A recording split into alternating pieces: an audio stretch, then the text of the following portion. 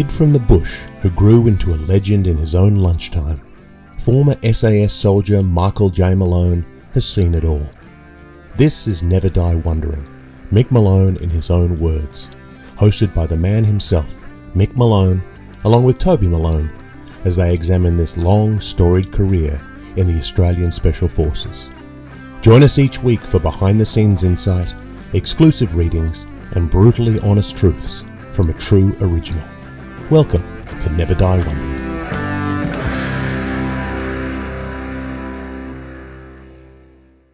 Welcome to episode 45 of Never Die Wondering, Mick Malone in his own words, a podcast that explores the life and legend of Michael John Malone, OAM. My name is Toby Malone, Mick's son and co-host of this podcast series, joined by the man whose name is in the title, Mick Malone. G'day, Dad. G'day, mate. So we're nearly at the end. It's a sort of a strange thing. We've been working through this book for so long, and now we're getting to the point where we're coming to it. And how do you feel about finishing up? Yeah, it's been quite a haul, but I'd like to move on to something else. Yeah. Well, I feel like this is the last iteration until Brad Pitt offers to buy the movie rights. I spoke to him, Yeah. Makes me laugh, this bloody nonsense. Yeah. We'll see if Steve Buscemi is available to play you. Danny DeVito. No, Yeah, Joe Pesci. Joe Pesci would be my favourite. Joe Pesci. All right. Joe Pesci is Mick Malone. Yeah, I mean, I feel as though this podcast might be the final version of Two Ranks on the Road. We ended up, many of you will be reading on an ebook, and the ebook is available. But that was in terms of media, this might be the last stop for it. But unless it gets adapted into a play, what do you think? We should make a play of it and put it on with Theatre 180 with their cinema screen. Oh, you never know. But yeah, so in this chapter we move back to Perth, which I remember it being a pretty big deal. I know Georgia and Mum were very excited to go back to Perth. I was not, because I was settled in Canberra and very happy to be in Canberra and didn't really want to go. But I was also had a couple of mates who were bad news in Canberra. So I think I went to Campbell High School in Canberra, which was a pretty rough kind of place to be. So I think you guys were pretty happy to get me out of there. Yeah, get rid of that rat tail. Yeah, and I had a rat tail. Well, that was the 80s. That was just how it went. So yeah, we're going back to Perth, and obviously we're going back to where Mum's family was. Was there any wrench for you to be moving away from your family again? Your No, Mum? no, my family were in Perth, mate. Yeah. Regiment. Yeah. If I had my real family with me, you guys, Mm-hmm. then all was fine. Yeah. And then Training Squadron. So what's the function of Training Squadron? They run all the training for the regiment, everything from close quarter battle to parachuting, all the diving stuff, all the demolition stuff, and so on. It was survival. We ran it all. Yeah. And so did that feel like an easy transition to go to Training Squadron since you'd been through all the training? Well, it sort of did, because I'd done all these courses myself, Mm. and it's easier to slip into where it was. You could say, "Oh, I wouldn't do it that way." The last thing you want to be heard to say, "Oh, back in my day," Yeah. that you never said that, but you got in people's ears and said everything was to do with safety. And I was the chief safety officer. If anyone did anything on the range unsafe, they got hauled in. Right. But that's what we did. We kept safe and stopped anyone shooting each other. Right. And you also were in charge of, or you were involved with the selection course as well. Oh, big time. Yeah, the selection course was the main thing. We'd get all these miscreants from around the army, and put them through the hoops. Right. Most of them could handle it and went the distance, but a lot of them couldn't. Mm. They come up to you and say, "Please, sir, can I go back to the barracks?" Get on the truck. So, but the hard ones, they stayed on and end up doing 20 years in SAS, wandering around with a crown on their arm, warrant officers.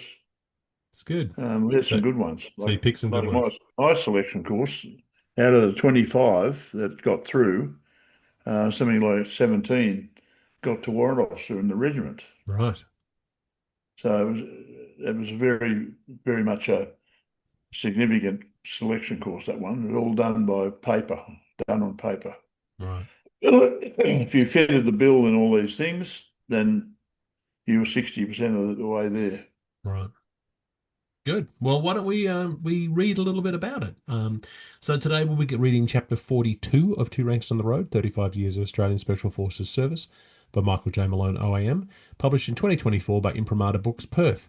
This chapter, entitled 2IC Training Squadron, covers pages 327 to 336 in the print edition. The ebook may have slightly different numbering, so follow from the beginning of the chapter. As we read, the body of the text will be read by author Mick Malone. Whenever we come across a footnote, we'll pause in the least disruptive way possible, and I will read the footnote. And now, without further ado, Two Ranks on the Road. Chapter 42, 2IC Training Squadron, 1991-92. Happy to be back. Once we said our many goodbyes, we met the removalists and prepared to head off to Sydney with the kids and their carry-ons. We'd be travelling west on the Indian Pacific train. I had travelled on this wonderful train previously, the first time when I headed west to join SASR, and then every Christmas until I got my car on the road after Vietnam. The train trip across the Nullarbor was a great adventure, especially for the kids. Joe and I had one compartment and they had another. They loved meal times in the dining car and the spectacular views out the windows. Not a tree for hundreds of miles. They brought plenty of books with them, as this was well before mobile phones or iPads. Georgia turned 11 on a trip across the catering staff made her a cake with a candle, and we all sang happy birthday in the dining car, much to her embarrassment. I remember two old ladies pressing a dollar coin each into her hand, which was a nice gesture. Once in Perth, we retrieved our car and headed to Swanbourne. We'd been allocated a nice Mary quarter in Malaya Place, next door to the CO, Duncan Lewis. We worked together on the demolition course many years before when he was a new captain in the regiment.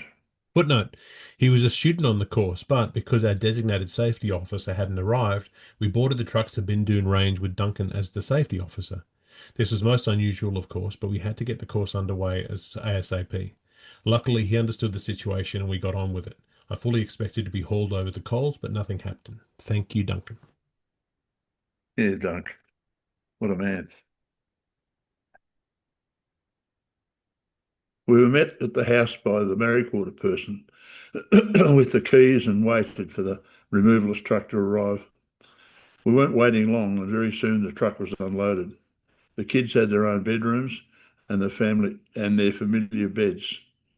We stuck with our first night in the new house tradition and had fish and chips and bubbles on the lounge room floor. We planned to send Toby to Wesley College in South Perth, where Joe's brothers went. Georgia to Joe's old school Methodist Ladies College at MLC in Claremont. We had tried to enrol Toby at Scotch College in Swanbourne and was literally just up the road, but no luck. Just when we were going with the Wesley option, we had a call from Scotch to say a place had opened up. Oh, do we still want it? Yes, please.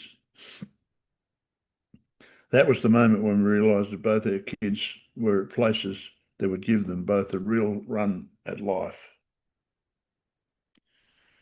Joe was quite ill by this stage, and I spent a lot of time with her as I wasn't due to start my new job as 2IC at Training Squadron till the end of January. Her mother, Dawn, would drop in most days to offer motherly love.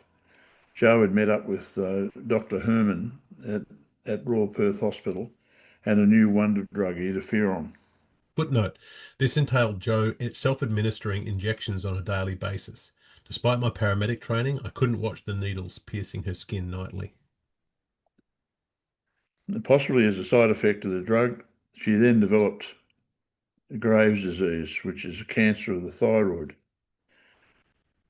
A couple of years of treatment precipitated a non-Hodgkin's lymphoma in her neck. And as she had to go under the knife to remove it and go on a course of chemotherapy to nip it in the bud. The routine was like this. I'd take her in on a Tuesday and up to the ward where they would fuss over her and tuck her into a bed.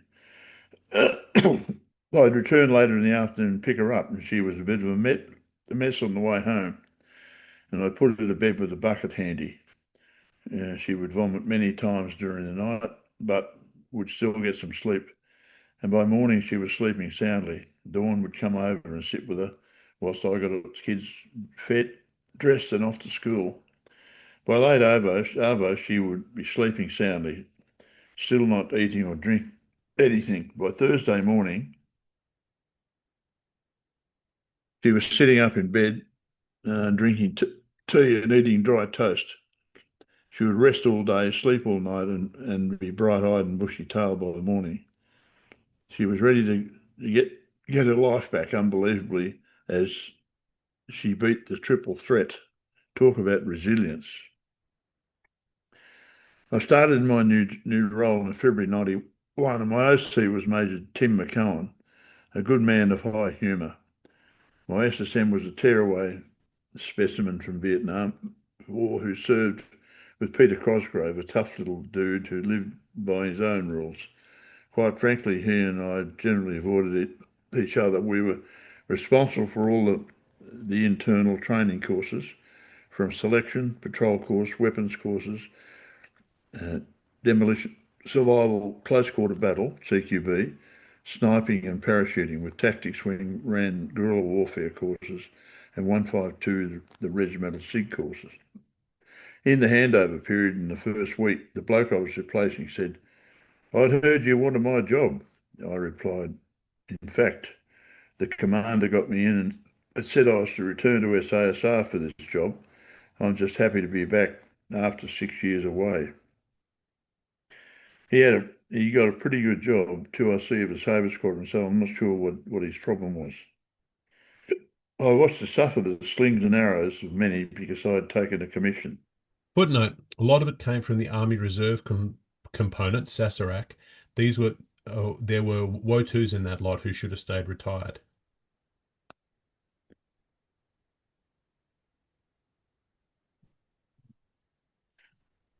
It never made sense to me to just stay in the ranks for your entire career. My plan to be RSM SASR never happened, as explained previously, and beyond that, I had a plan to do 2 years in Training Squadron and pick up major somewhere in WA, but I didn't think that was very likely given my situation. So the best I could do was do this job well and see what happens. I wasn't too keen on the administrative side of soldiering, and without a capable orderly room, I would flounder. Footnote: I had Pete Law and Dave Busher manning our orderly room at various times during my tenure. Good men both.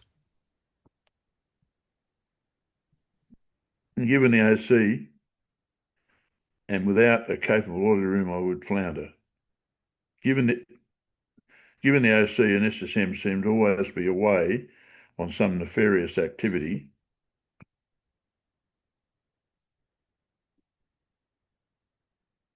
it was down to me and the orderly room. I tried to attend portions of the bulk of courses we ran to try and assess whether we were on the right track or whether we had a right staff to do the job. I was to report back to the OC on each course, and in turn reported to the CO. Around this time, I did my 200th jump over Carrican Lakes, which nearly saw my demise. We were doing double door exits with equipment. When it came my turn to leap, I didn't drive out far enough with my leading leg. The wind deflector on the side of the plane was in place, but I didn't give it enough oomph, as it were, which resulted in me hitting my face on the fuselage. Result was I had skin off my face and neck, but no further damage. Footnote: if I was playing rugby league, I'd be sent for an HIA. Yeah. So that was my unremarkable parachuting career of 200 unsuccessful landings.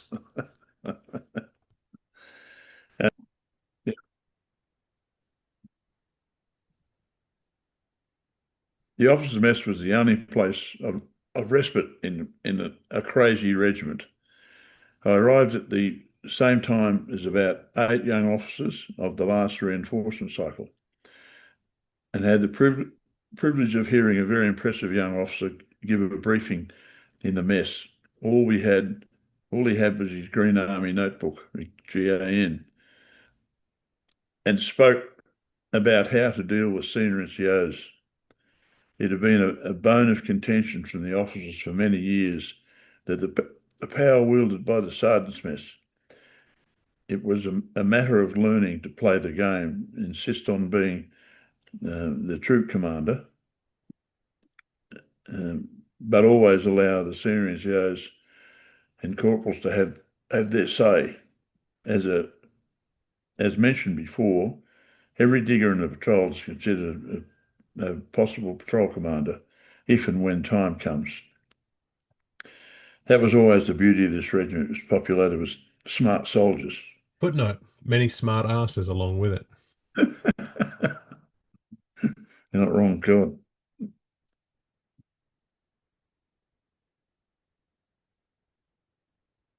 This lecture from a GAN by a very sharp officer had the required effect.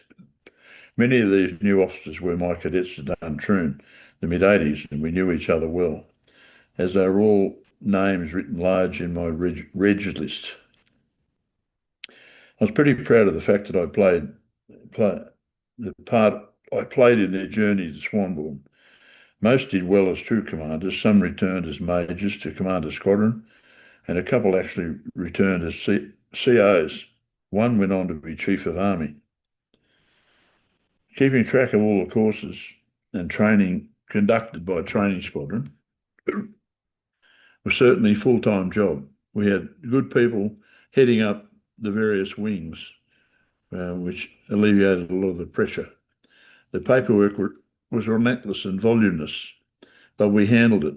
One of the most important jobs was to compile the annual personal reports, PR 66s on ORs. These were vital in getting promoted and panelled on subject courses and the like. My problem was trying to nail down the SSM and get them done and ready for the OC's attention. Problem was you could never be found to nail the paperwork. Another drama entailed a safety exam on a CQB course. One of the sergeants on the next CT team failed the safety exam. Footnote: 100% was required on safety. We gave him a retest and he failed that too. I then gave the test to one of the other wing sergeants and myself, and we both scored 100%.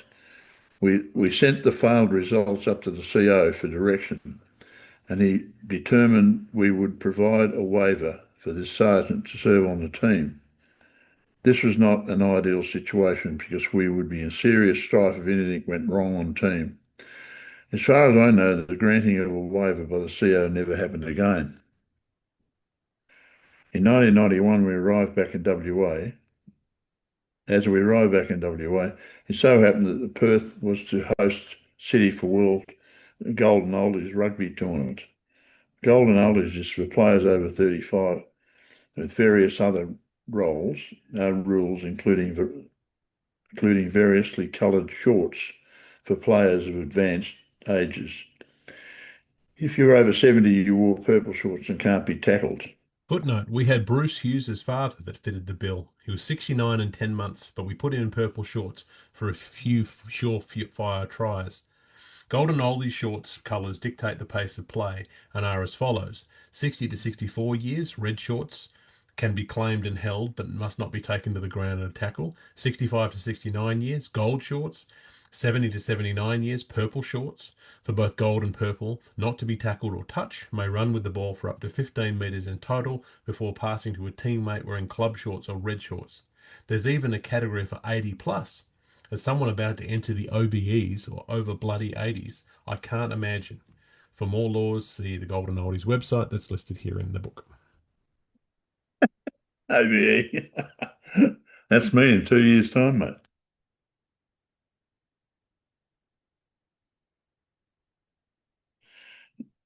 The SAS boys decided to enter a team full of all the great regimental rugby heroes of the 70s and 80s. And the team sported the droll name of the Swandorn Chicken Stranglers, so named for the survival techniques SAS soldiers were trained in on the survival courses. The Stranglers wore uniforms in army camouflage material, with Bombay balloon shorts in the same material. Everybody wore camouflage face paint, and some even had their names on the backs in Morse code. We really leaned into the military theme and were delivered onto the field for each game by a vehicle-mounted troop from SASR. Footnote, the vehicles were the new six-wheel drive Land Rover which had just arrived. Some of our players parachuted into the ground for the final game, clad in their full rugby rig, including boots. For another game, water operators entered the field of play from the coast over the sand dunes before the game with the Russian team. Footnote, thanks to Bob Quadling for this memory. It was a mirthful week for all of us, and there were no winners, with many a beer consumed, with players from teams around the world. My 12-year-old son, Toby, witnessed every one of our games. In a similar vein, there was the legendary SAS State of Origin Rugby League game, which figures strongly in my memory. Terry O'Farrell coached and selected the Queensland side, while I selected and coached the New South Wales side. There were plenty of blokes from both states champing at the bit to be selected. We trained hard, and after a week it settled on our squads. I had the luxury of having Phil Wilkinson, Squishy Taylor, Cole Busby, Billy Marr, and Steve Daly, hard men all, in my team. I really have no recollection of the game's details, but I know New South Wales won. We all repaired to the Diggers' Boozer and sank a multitude of beers. It was all in good fun and no one died. Mates remained mates and we all got on with our lives. I must admit to a feeling of hubris for quite a while after that. On the home front, Jo was handling her vicissitudes as well as she expected. She got a job in the local library, then became the WA rep for the Australian Training Register, ATR, at which she was quite successful for a couple of years. In 1992, Toby grew about a foot in height and expressed an interest in playing some rugby outside school. With my old connections in the Cottesloe Rugby Club, there was no question as to where he'd play. Under 14s, the problem was Cottesloe didn't have a functioning junior program at the time. So I again was dragooned. I was again dragooned into coaching, kicking off the under 14s team full of kids with little or no talent, with plenty of heart.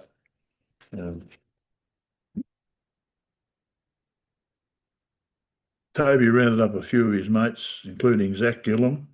Zach's mother, Jenny, went to MLC with Jo, so the family connection was strong, and the boys were lifelong friends. It wasn't long before we had a semblance of a team, and they came together well. The team won more than they lost, and I produced a weekly team newsletter that chronicled the journey all the way to the semi-final. The team won the Associates Sevens title and helped establish the junior program, which thrives to this day. Georgia continued her netball career travelling to the UK with the school team. She also discovered her talent with the oars, rowing in the second eight in year 10, although common sense meant her love of working backstage in the school production ended the rowing. In 1992, after the success of the big weekend welcome home from Canberra, home from Vietnam parade in Sydney in 1987, the government decided we also needed one in Canberra to coincide with the dedication of a new Vietnam Veterans Memorial. Along with many of the blokes, including Johnny Matten, along with Johnny Matten, flew over for the parade and led the SAS contingent. I carried a flag for my cousin Peter Malone, who was KA in early '69. It was a great weekend which culminated in a concert on the local oval. Many a tear was shed, needless to say. Around the same time, I was having doubts about my army career.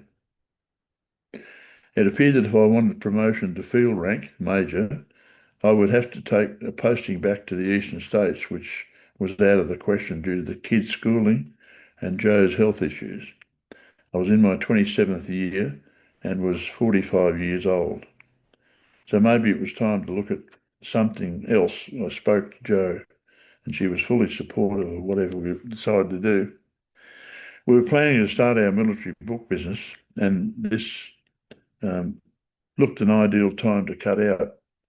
At about this time, the system the system was offering redundancy packages to those of minimum rank captain with 25 years service. There were two of us in the unit that fitted the bill, and we both elected to take the deal. I would see out 1992 to get all my ducks in a row and plan for what was coming next. The deal allowed me to take 50K out of my Defence Force retirement benefits, which I immediately put down on the deposit on a nice house on Rochdale Road, Mount Claremont. Footnote: when we got our mortgage, I signed as Captain Malone, although I was now officially a Mister and out of a job. I went out and to buy a pint of milk and on a whim checked out the house. In the time I rang Joe and said, I just bought a house. She was cool with the fact that I did it without consulting her. We'd already viewed the house on an open day a week or so back. It was a three-bedroom house on 40s vintage on a quarter-acre block with a lovely old concrete pool, a large tulip tree in the middle of the backyard in a sought-after suburb for 180,000 K. How good was that?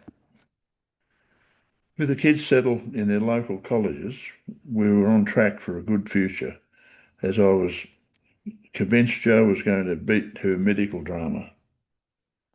We sat down and planned how we were going to kick off our book business. Footnote: I hadn't forgotten Ken White. After much pondering, we settled on the name Imprimatur Books Military Book Specialist. Footnote: imprimatur is a Latin word meaning let it be printed and is used in English to signify a stamp of approval, which led to our clever company motto, making an impression.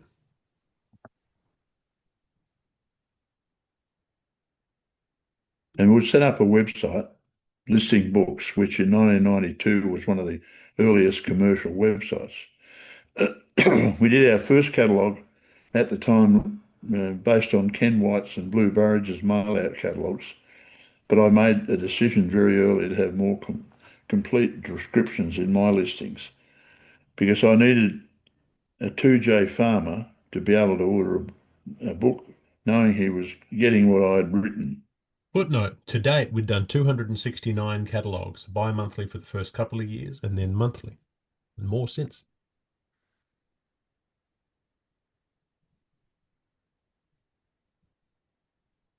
We also organised two 17-year-old computer whiz kids to build us a database. They did a brilliant job, and that database is still in use today with a listing of over 11,000 titles. I still had a few loose ends to tie up before I headed for the gate. I had a nice send off in the mess and in the squadron, and it was quite a sensation walking down from the unit that I'd been a part of for the best part of 30 years. I became an honorary member of the officers' mess, which was nice because Joe and I had never had many fine nights up there. We organised our removal from Swanbourne to Mount Claremont and occupied our new house, where we carried out fish and chip ritual on the lounge room floor.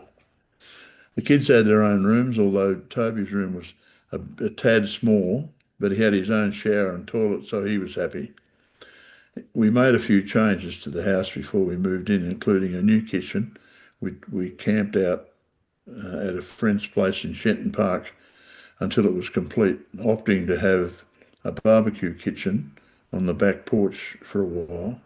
The pool was a big hit, but once we got a new filter and pump installed, they spent a lot of time in it. After 27 years of active service, I relished the opportunity to settle into civilian life with my growing family. I planned to sell books, bake muffins, and enjoy my suburban idyll. Little did I know that this civilian life would be short-lived, as we would only be a matter of time before the army came calling again. End of chapter. And that was chapter 42 from Two Ranks on the Road, 35 Years of Australian Special Forces Service by Michael J. Malone, as read by the author. All right. You retired. That must have Yeah, been it a was big deal. a weird sensation. Yeah. Retired. Well, it's nice to be able to go out on your own terms.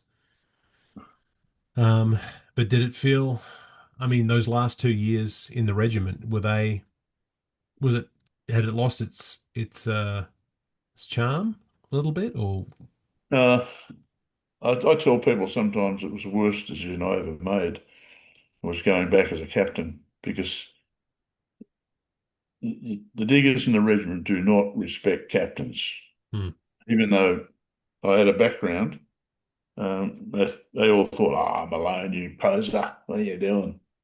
You right. know, I had to beat my way through that, Hmm, but it didn't matter that much in the end because I got the job done, um, and I couldn't believe they wouldn't promote me to major for some choco job in Perth somewhere.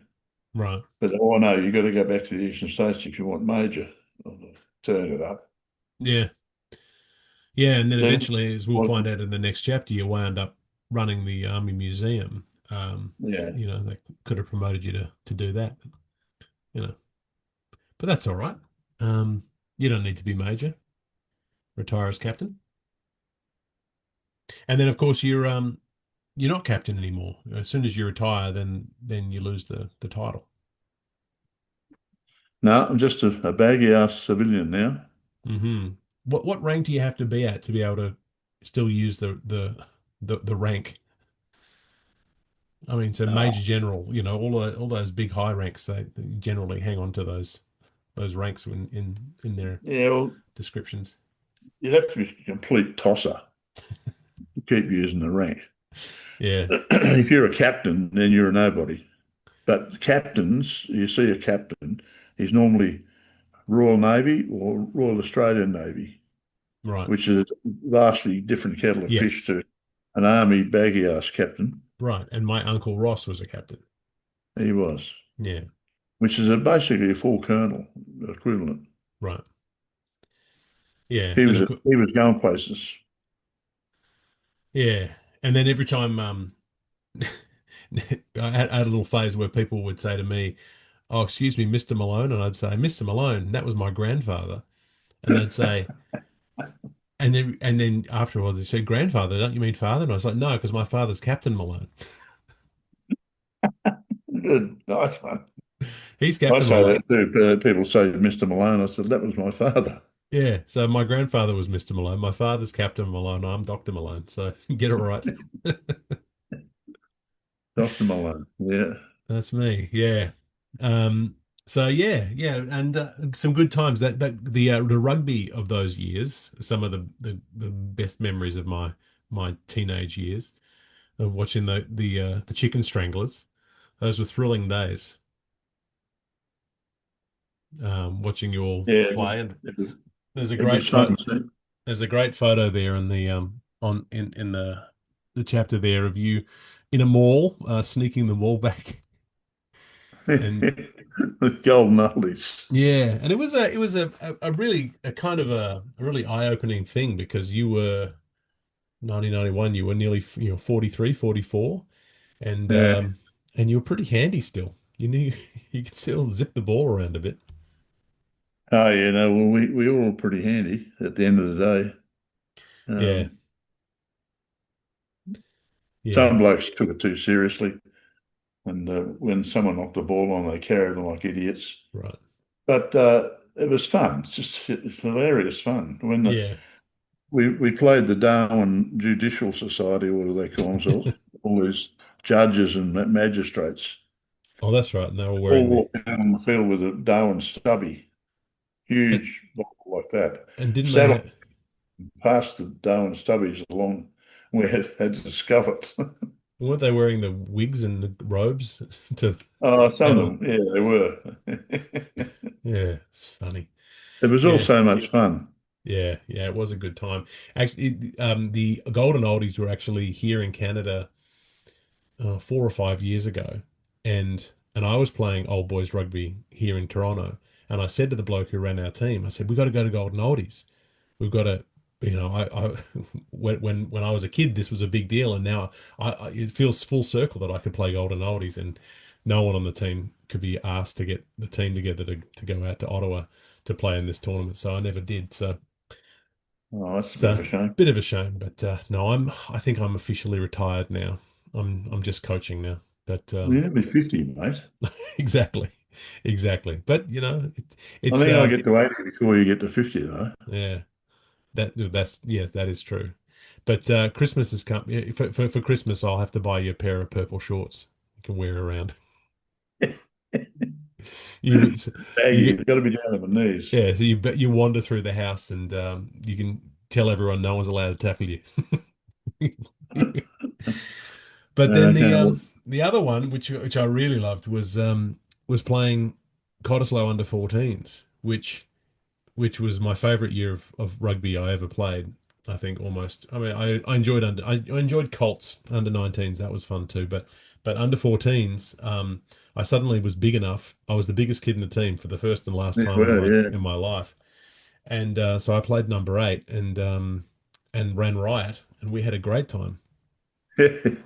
It And was we great. It was fantastic to beat the associates in the sevens yeah. at associates. Yeah, yeah, they were spewing. It shut them right up. Yeah, and there's a great that photo on the chapter of us having won the Associate Sevens tournament. Yeah, It's a great one, a good day, and you can see like everyone's wearing different coloured shorts, and one kid's got a different blue coloured jersey on, and we're all over the place. And it was a bunch of kids who were recruited from the local shopping centre and all sorts of things. But we ended up going to the finals. We went to the semi-finals and yeah. lost a heartbreaker in the semi-finals. We didn't, so we lost to Perth Bayswater. I remember it very clearly, but we got to play on Harvey Field for that semi-final. Um, and yeah, it was a great year of getting to Yeah, play. that And shoulder pad you got on that photo. no, I'm not wearing shoulder pads. Excuse me? No, they're not shoulder pads. You That's look my like Arnie Schwarzenegger. yeah, that's all muscle. Anyway, we've got a pair of shoulder pads out there with your name on them. Yeah, those are my rugby league ones from when I played for the Barman Police Boys. I can't believe you still got them. I can't believe they haven't been eaten through by Well, they're rats. yours to take home with you. Oh, yeah, no, we'll throw them on the Put road. them in your trophy room. Yeah, yeah, maybe. So yeah, so it's and so we wound up in Mount Claremont on Rochdale Road, which ended up being the house we were still living in when I brought my new wife home. Um, a few years and years later, a decade later. So that was a really that house on Rochdale Road was the site of many great things, including Mum's recovery and her going through all that she went through in this chapter. Mm. It's very harrowing, and she was given a single digit chance of survival. Yeah, all she the was. things she went through. They said she's on the way out, and I said, no. It'd take a very big stick to beat this woman to death. Yeah, and then so she got the hairy cell, and that's bad enough. That'll kill you. And then got the what was the next one that came in was the um so the second one that came in, she was doing the interferon, and then she had another illness, and then another. This is terrible podcasting, but I don't have all the details in front of me. But Graves' disease, Yeah. and then the non-Hodgkin's lymphoma. So each of those things will kill you at the best of times. And she had all three of them and knocked them all over. They've And killed lesser people. yeah, and I as a kid, I remember her going through it and remember being quite well when she lost her hair. Um, I had a hard time with that, but I remember it. She didn't let it affect our lives. She didn't lie around asking people to No, pity her, and she was always up, made our lunches, and was there at the dinner table, and yeah, it was a quite remarkable thing. And she's obviously still with us. If you're watching the YouTube videos at any time during this podcast, you'll see her buzz back and forth as she walks through the room every now and then. And obviously, she was a guest on our earlier podcast as well. So yeah, so she's a remarkable woman. no. The word resilience was invented for her. Yeah, thank God you never had to meet Narelle.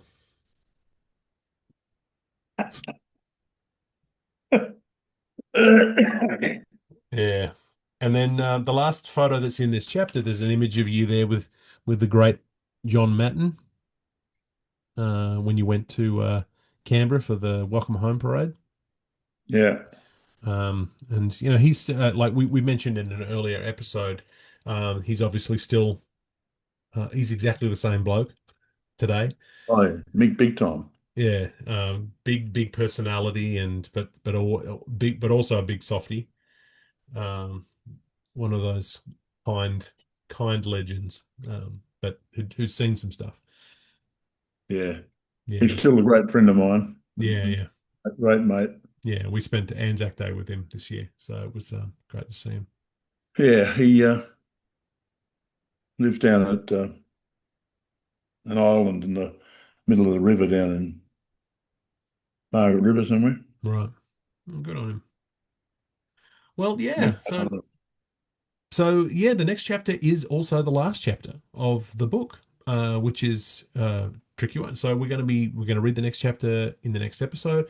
The chapter after that, we're going to do a little bit of summary. There's some appendices in the book, so we'll incorporate those. We're not going to read the entire index from beginning to end, although I mean maybe that's what the people want, is if we, because this No, index they is don't. this award-winning index. I mean, we could just go on to page 373 and say, Index I, 1 NZSAS Regiment, pages 134. No, you don't want to see that? No, that's not. Go. No. No, You're a it's menace, you are. sometimes. No, we have two more episodes left in this season of Never Die Wondering, although this is not the end of it, because as I keep saying, we're going to read the next book next. And there won't be any break for you listeners. We'll take a little break at our end, but by the time we've caught up, we will be ready to read the next book, which will be coming out in a couple of weeks. So that is all the time we have this week for Never Die Wondering. So join us next week for the next installment in our exploration of Mick Malone's career, as we get into the 43rd chapter of the book itself, entitled Retirement. If you have a copy of Two Ranks, read along with us. I've been Toby Malone. Thank you to Mick Malone for dutifully joining me in this journey. It's been my pleasure, mate.